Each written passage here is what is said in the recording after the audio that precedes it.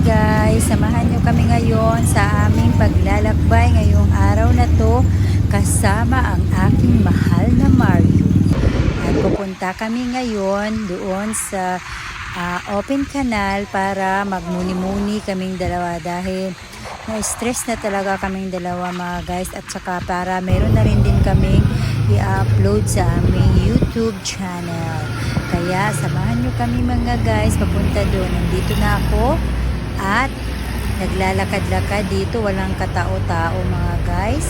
Tanghaling tapat kasi kaya walang katao-tao. Kami lang nandito, ang ganda ng panahon. Ito yung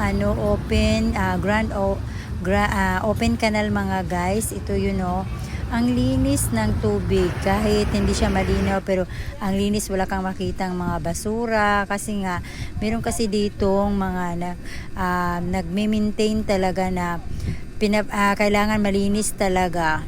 Pinapanatili talaga nila yung kalinisan dito mga guys. Ang sarap dito mag-unwind, lalo na pagkasama mo yung family mo, mga mahal mo sa buhay. Kaya pag may time kayo, dito lang yun banda sa may Vergara ba to? Basta dito banda lang sa may Hulo. Dito siya mga guys. Ang ganda talaga dito. Kung malapit lang to sa amin, talagang araw-araw kami dito mamamasyal.